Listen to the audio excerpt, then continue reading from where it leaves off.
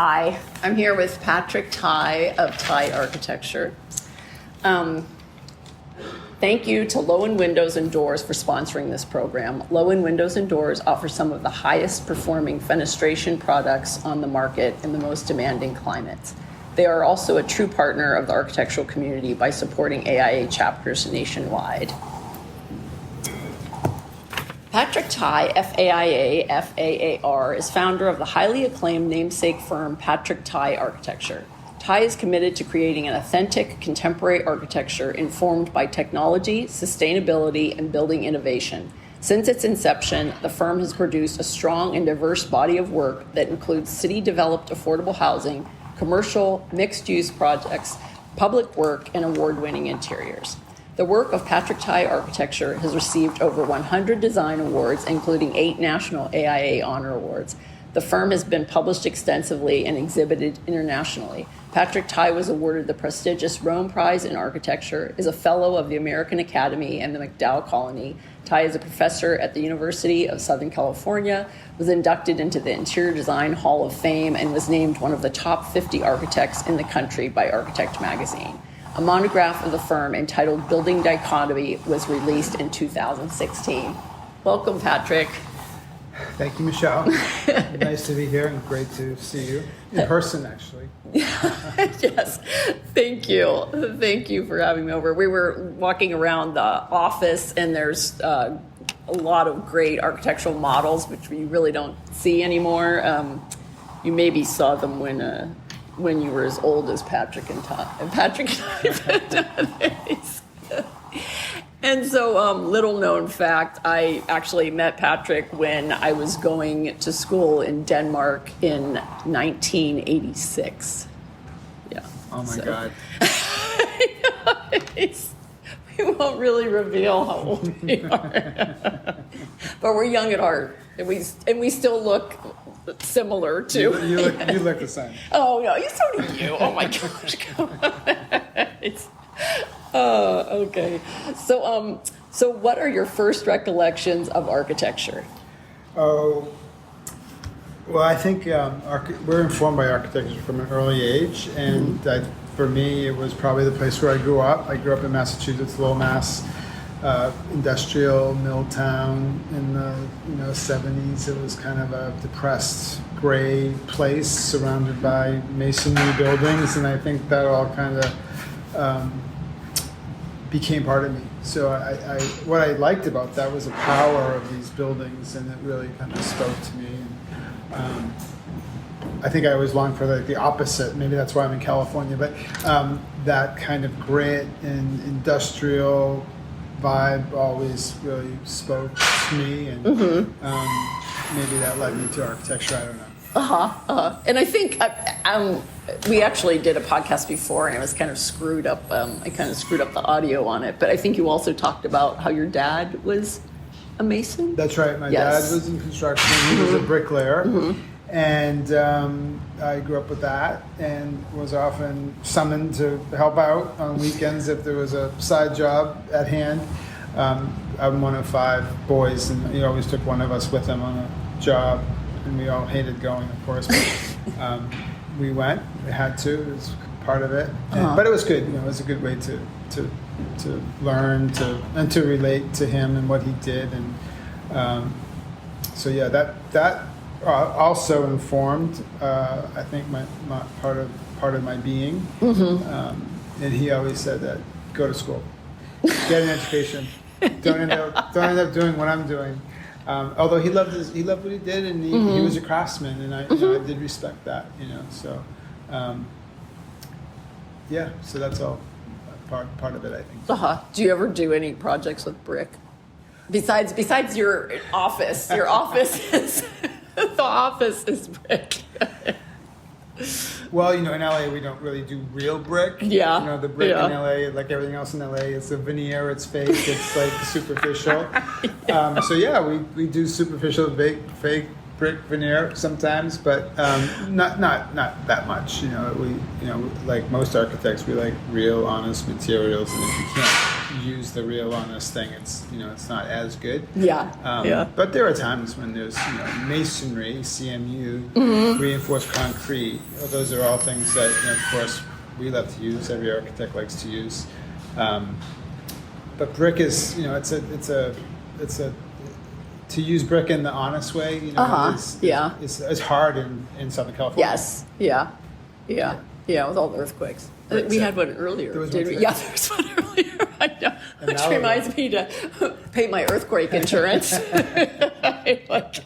They sent me the notice, and I was like, "Oh, okay." Yeah, just get the alarm on it. It was like in Malibu, it was centered in Malibu. So not that like far away. 4.6 or Yeah. something. Yes. Yeah. Oh, right. We don't even feel it until it's like the Northridge Quake.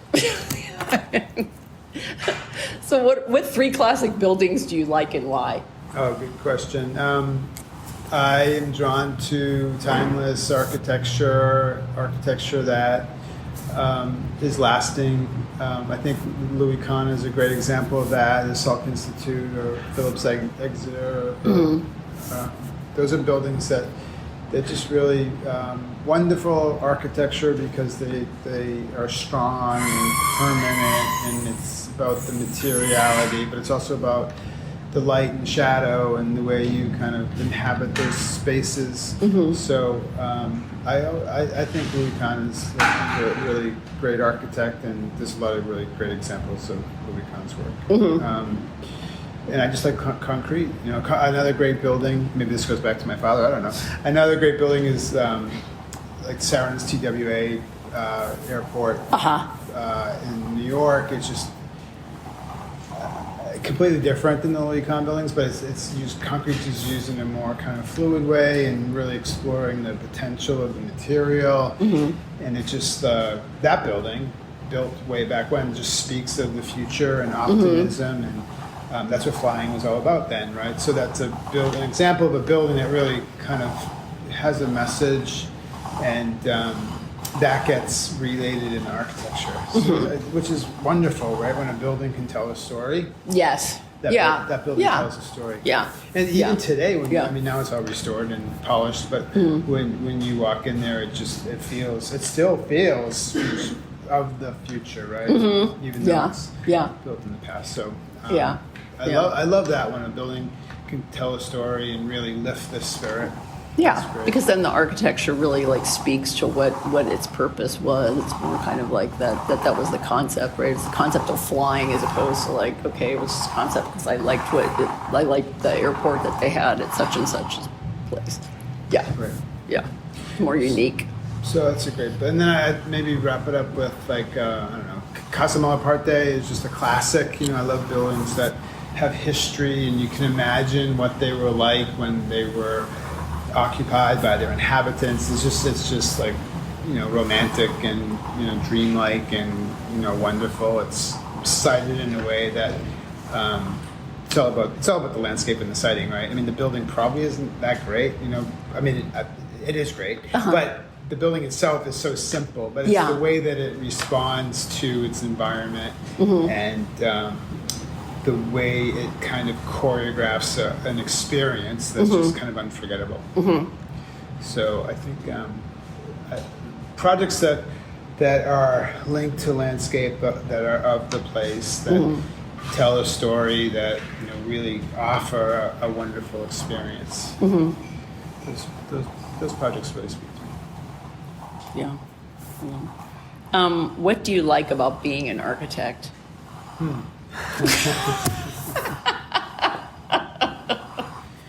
Well, one thing about architecture, as you know, is you're always learning. Even it was still every day there's something new to learn. Oh yeah. And you never really conquer you conquer things, but not everything. It's impossible. Yeah. But that's also wonderful because it keeps you active and young and engaged. And you need to be to stay alive in this business. So I like that aspect of it. I like that. I feel like there's always something new to learn, or do, or try, or change. Like we constantly need to be kind of reinventing ourselves, right? Especially the way technology works and the way the world is going. There's everything is moving so fast, and we also have to move fast to respond to those conditions and to keep ourselves relevant. So that's challenging, but it's also very exciting, right? To know that, okay, I'm doing this today, but 5 years from now, I could be doing something completely different. Software is going to be different. The staff is going to be different. Well, not all the staff, but a lot of the staff will be different. The project types will be different. The way we think of a building today might be quite different a few years from now. And that's scary, but it's also exciting. So I think those things keep us on our toes, but also allow us to be engaged 100% all the time. And how many professions can you say that that happens in, right? Not attorneys, I know that. And not accountants. So the other two A's are out. But a lot of people are winding. You get into your 50s and people start winding down, right? But in architecture, you just start ramping up. Yes. Yeah. I hope so. Yeah. So it's well, that's kind of fun, right? Well, because it's like, how many other professions are really kind of that like you're hitting your peak in your 50s? Exactly. Yeah. Right. Yeah. Yeah. So I don't know. I like that about it. I like the challenge, and it's like it's good. It's good. Yeah. And then kind of you were talking about how the entitlements that you got from some of the other projects that you're having to redesign them with kind of like the new rules and the new codes that are coming in with the state. Right. So Well, that's a good example of how things change so fast. I was saying, as we were talking before the podcast, we recently entitled a bunch of projects, housing projects, and now with the various cities' new ordinances, and then the state, a larger kind of encompassing set of laws, the requirements are different and allows cities to build more. So we're going back, and several projects, developers saying, well, let's redesign it now that we can build 30% more housing. We're doing a bunch of those. Yeah. And that, for people that don't, it's because of the state's rules now, if you do 10% of affordable, like low income or very low income, you can increase the density, increase the height, no parking requirements, which was big. And then one of the best things that I think about it, even speaking from, I was a planning commissioner in the city of La Mesa for 12 years, and I actually loved the fact that they didn't have to, people didn't have to bring their projects in, because those were like the only projects people would ever show up for and sit there and complain about, or like no more than 4 was like this one when they all had these signs. It was like no more than 4 stories in the city of La Mesa. Right.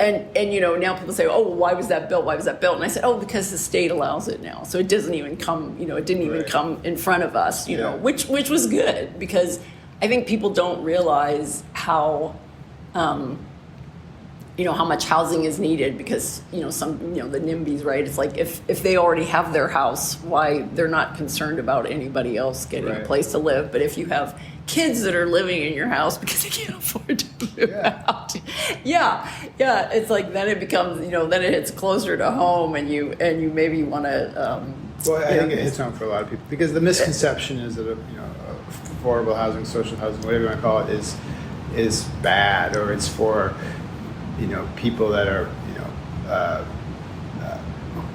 that might not be acceptable in society or something. But if you think about it, it's fair housing, right? So it's based off of a certain income.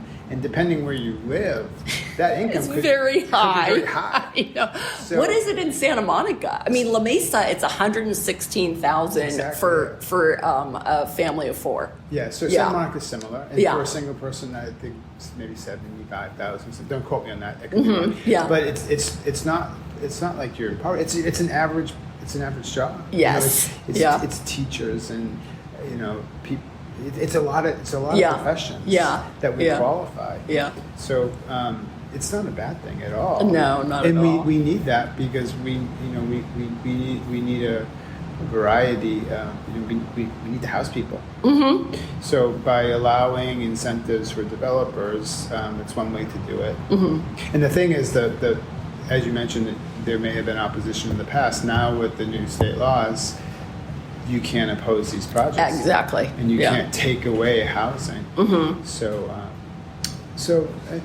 some people think that's bad, but it's actually a good thing, I think, to be able to build more housing. And cities, like a lot of the cities are smart, so they put the density where it needs to be, and they're not putting it in like a single-family residential neighborhood. They're putting it on a corridor. Yeah, exactly. And I think, because we have to have the housing element for the state of California, every city has to turn in their housing element, and those areas have to be located in the housing element. I think it's fine. I mean, a lot of communities, I know the city of La Mesa, right? 80% of the housing is single family, and so people are like, oh, you're taking away our single family housing. I'm like, well, no, it's 80% is single family housing. It's still 80%. There's just along the corridors that's mixed use, that's other, I think the projects are interesting. And what I noticed is that the places, the apartment buildings, they then had to up their game, right? Because these new projects are coming in, so they have to, they have to make their properties, kind of compete and look better. And I think it brings up the property value and brings up the neighborhood, and it's not making the neighborhood worse. And then there's 100%. Like we do a lot of 100% for nonprofit developers, and those projects oftentimes look a lot better than the market rate stuff. Oh yeah, absolutely, yeah, no. Because you do stuff for. Do you do stuff for the community corporation? We do, yeah. Yeah. I did stuff for the community corporation like a million years ago. They were adding on to apartments and things like that, and renovating a lot of apartments. Yeah.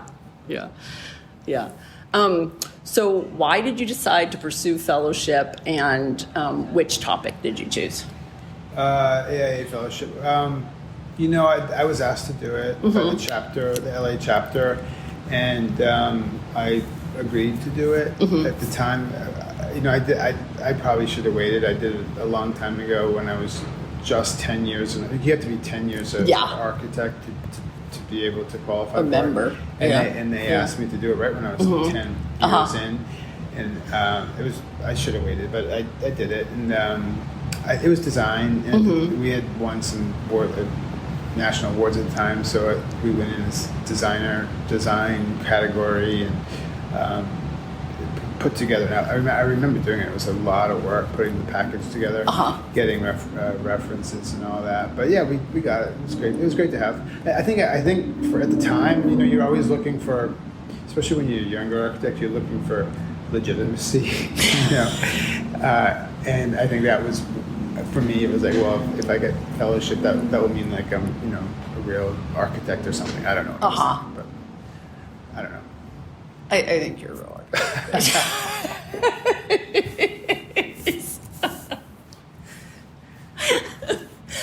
But yeah, no, I'm glad you went.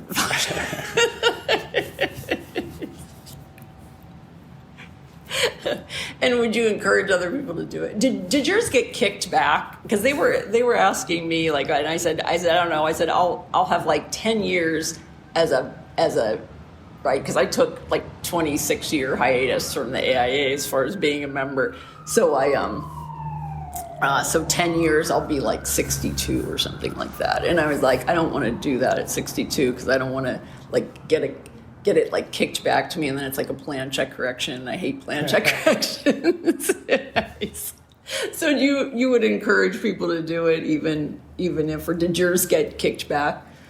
I can't remember. I don't think so. I don't remember. It was I don't remember. But in the end, I'm glad I did it. And the ceremony was actually really nice, and there was some pomp and circumstance, but it was amongst your peers from all over the country. So it was actually really nice. And where was the ceremony for you? When I did, I think it was in New Orleans, I want to say, which was fun. Yeah. Okay. And then there's always a few people that you know or have heard of that end up, being that you're walking with or something. Fell out at the same time. Yeah. So that's fun. Yeah, it was fun. Yeah. How old were you? You're young. I can't remember. I was like 30 something. Yeah. Maybe late 30s. Yeah. So what would you like to say about the future of architecture? Well, I think we touched on it, earlier, just saying how fast things are moving and the profession is moving with it, or it needs to move with it. I don't know if it's moving with it, but it needs to. And as professionals, we need to be to react and to also kind of excel and look at new ways of doing things, and not just in how we produce architecture, which is has changed drastically in the last 10 years for the better, right? Like how we document projects and get them built and communicate, but also how we build them, and the technology used to build buildings is also something that is changing and needs to be rethought. Construction costs are insane. Labor is a lot different these days. Just requirements for buildings. So I think all those things are good, and those need to be kind of advanced, and that is happening. So yeah. So it's exciting. I think as we look forward to building, I think there's a lot of opportunity. So I'm optimistic that it's good. What is the price? I know what they say, like $650 or something a square foot For what? For any type of affordable housing. Well, it depends. and you get different numbers depending on if it's Talking about the hard costs and the soft costs. Yeah, but it really it's so varied. Is it a market rate project? Is it 100% affordable? If it's 100% affordable, is it union labor? Yeah. So there's there's all these things, and then what city it's in depends. Drives the costs. So there's a lot of factors. But yeah, expensive. And then, because we're I'm trying to think of what. So the project that you did, or one of your, why don't you explain your process, kind of for one of your projects that have won an award? Just kind of expand on that. As far as there's the one that has the ribbon. Kind of on the outside. Oh, right. Would that be a good one to explain? That was a 100% affordable housing project. That's several years old now, but we actually just completed one in Santa Monica for Community Corp. That's the Net Zero LEED Platinum project. 100% affordable, and those are all good kind of targets to hit. If it's all 100% affordable, if it's very sustainable, if you can hit Net Zero LEED Platinum, that's a bonus, right? So those projects they tick off a lot of boxes, and they do good for the community, for the people that live in them. So it's kind of rewarding to do those projects on multiple levels, and if you can get a good design out of it, that's a bonus. Yeah. And so what was your concept with the design? I'm trying to get at you for your concept of how you come up with your designs, right? Well, right, because anybody can do a box. Of course you can detail a box really nice, right. But you've got you have something extra. And so what is that? What is kind of that, the concept behind that, right? We went to school together in Denmark, right? There were these things that you would do in, different social housing, and they all kind of had a concept, or when we went to see, projects in Berlin. I don't know if you were on the Berlin trip. I think you might have gone home for that. Yeah. But just kind of as far as it being social housing, but as far as there being some kind of theme or concept of how, right, the one that you just won an award for isn't kind of stretched, and there's something in the center or something. Yeah, we're a design firm, but we do a lot of housing, which needs to be practical and it needs to be affordable and buildable, right? So that's the first thing. And then if we can get some design in there, that's always nice. And we try to do that really hard. And if you have an idea for the project, you can carry that through all the way, and it lasts. That's what we strive for. So that housing project, I think, it's the one in Santa Monica that you mentioned. It's actually a very simple building, but it does have some variations of the form. I think we were just, I mean, for us, because of social housing, we were just looking at like iconic, like an iconic imagery of a home, and then we conceptually distorted that in certain ways to break up the form a little bit. Yeah. So, you know, that's kind of the abstract concept, and then the practical stuff has to do with sustainability and, you know, courtyard scheme to let in light and air and all the practical stuff, right? So we're always kind of playing with the practical and then the more kind of abstract and melding the two together to come up with a viable project. And then also I think it's just having, right, like a pride of place where they live. If they get to live in this you know, I mean, who doesn't want to live in kind of like a landmark building? I mean, I would like to live I live in a 50s tract house, but yeah, I'd like to live in a landmark building at some point, you know. And so I think that there's just, you know, like when I think about, I don't know, kind of like the school that I grew up, right? The school that I went to elementary school was like the same school that my grandmother had gone to elementary school. And there was kind of like those marble steps kind of like going up to the things. And there was like wood. And there was just kind of like this kind of sense that I was like going into, you know, to be educated or something, right? And so you kind of like have like this, like, okay, you want the school to, you know, so I think kind of also, you know, it's like a home, you know, if you can bring kind of like the value of design into a person's home, I mean, maybe they'll feel better about anything that they have to go through, you know, by this. Yeah, no, I agree. I think as architects, we do all the practical stuff, and then if you can, you know, build in the experiential, the tactile, the sensory, all that stuff, that, you know, that's what makes it really kind of special. Right? And I think when you talk about your school, that's what comes to mind, or when we talked about the Tighe building, right, or the Louis Kahn projects. I mean, that's what comes to mind. It's not just a building, but it has that sense of place because of all of these other things are kind of built into it. Yeah. And that's what we respond to. Yeah. And remember, right? Yes. You I think good architecture allows people the chance to, you know, remember being there. And that's a good part of it. Yeah. And I mean, I think it's important because, you know, a lot of people are like, oh, I don't need an architect for this, or I don't need an architect for that. You know, it's like, oh, I can just get this, but, you know, I can get a permit without an architect. And I'm like, well, yeah, but I mean, you know, if you do use an architect, we're going to create an experience for you. Yeah. Well, you know, good architects work really hard at what they do, right? So, you know, oftentimes you get more than what you ask for with a good architect. And I think we as architects, it's our job to kind of like raise expectations, right? And give back to clients something more than they thought that they could get. You know, that's always the greatest compliment. Oh, it's so much better than I thought it ever could have been. Right? When that happens, you say, oh, well, I guess I did my job. I mean, and that's exactly right. That's what we want to do.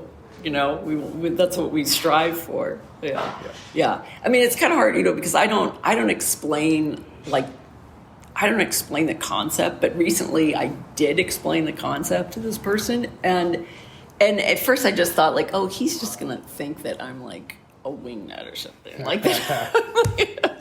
But it was actually totally into it, which I was totally surprised, because I was like, oh, and then he said, you know, I mean, because we're not getting a building permit for it. It's out, you know, it's out in the middle of nowhere, and but you know, and so it's like I can't even like tell people where it is. I can't like say anything about it, you know, except I can kind of explain that, you know, I said, oh, okay, you know, he really likes the you know, the butterfly houses from Palm Springs. Like, that was kind of his inspiration. But then he's also got this Quonset hut. So I kind of said, like, oh, okay, like the Quonset hut is the cocoon, and then the house is like the butterfly that's like up the hill. Yeah. And then I was like, kind of like, I just flat out explained it, because he was like, oh, you know, did you do anything on that?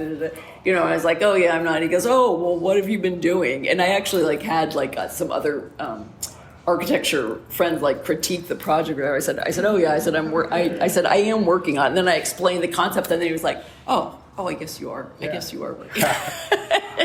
Well, I think good buildings can work at different levels, right? Mm-hmm. So people can relate to them in different ways. And if you have a highbrow client or someone who wants to see it this way, they can see it that way. And if there's someone else who's very practical and is looking for X, Y, and Z, they also can get that out of it, right? Yeah, so yeah. You can. It's strong when it can speak to many different people in different ways. Yes. And everyone loves a good story. So Yeah. to build in a story, Yeah. or for them to be able to get their own story out of it, is something that's really special too. Yeah, yeah. And then, did we talk about the story? Did we talk about the story here, or were you talking before? What story? Just talking about storytelling. Did we include that in this? I don't know. Did we include I know.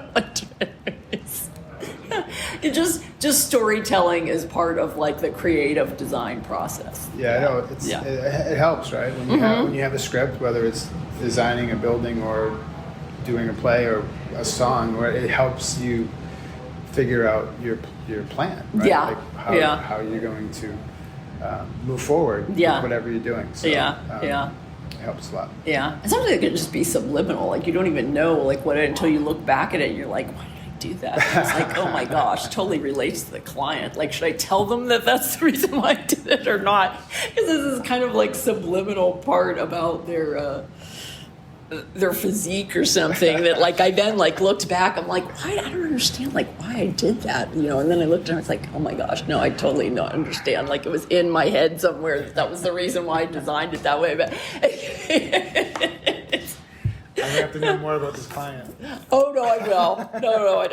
Not that. Yeah. Well, we could have taken that a whole different thing. Yeah, no, I do. Yeah, I did have that one for. I did do a client. Yeah, well, that's a whole other thing. I actually wrote a blog about that one. So that one was a bizarre one. But yeah.